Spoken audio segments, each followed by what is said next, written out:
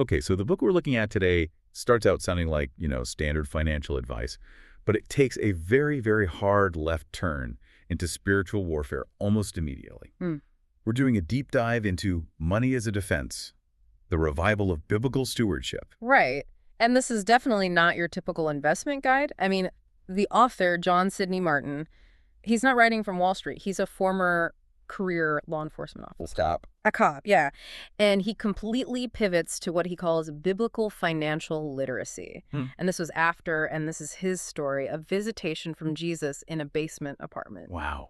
That is a massive career change. You go from enforcing the law to rewriting the laws of finance based on a vision. Exactly. And you can see that background in his writing. He treats finance almost like a tactical operation. He says that if you're just looking at money through spreadsheets, you're missing the entire point. So what is the point then?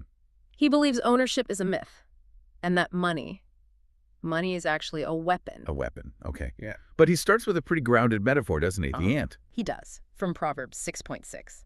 Go to the ant, thou sluggard. But for Martin, it's not just about, working hard. It's about the fact that the ant works without a boss. It's this symbol of wisdom, of community, of building for the future, all through self-governance. That sounds pretty idyllic. But Martin warns there's a predator in this little ecosystem, right? What stops people from just living like the ant? Mammon. Okay. And this is so key to his whole argument. Martin doesn't define mammon as just greed or like the love of money. He defines it as a principled spirit. He calls it a dragon, a rival master to God. So it's not a bad habit, it's an actual entity. In his view, yes, an active one. And he claims this dragon fights back. He talks about this period where he started a savings group, something called the storehouse principle, and his life just imploded.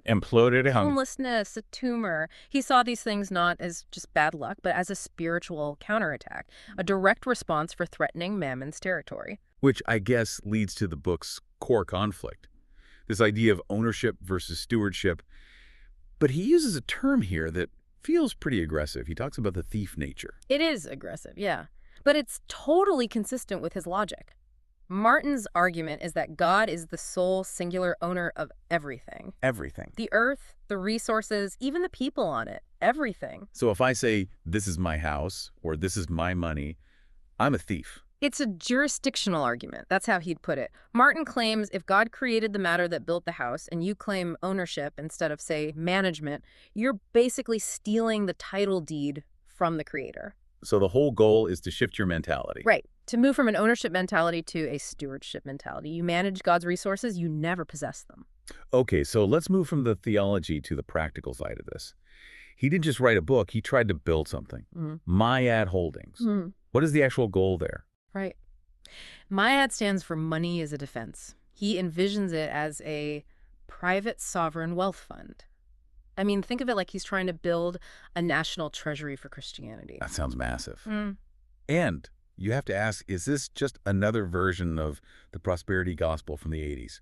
He actually critiques that pretty heavily. He says that whole movement left prosperity in the pulpit, but poverty in the pews.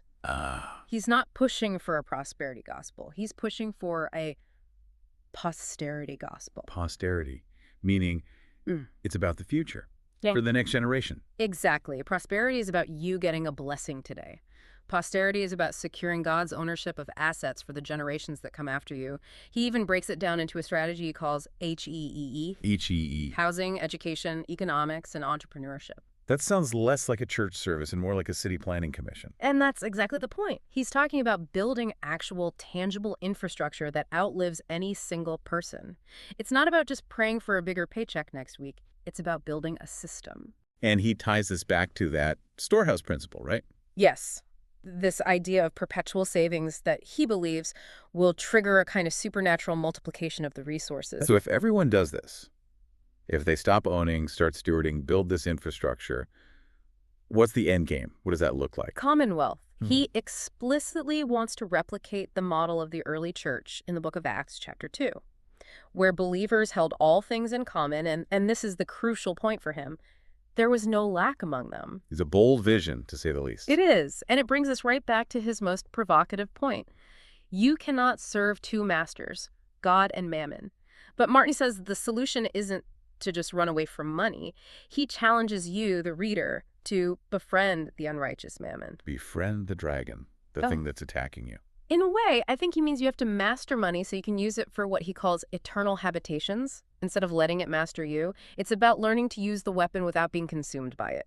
Well, it definitely makes you look at your bank account a little differently. Thanks for walking us through Money as a Defense. My pleasure. It was fascinating. And to all of you listening, we will see you on the next deep dive.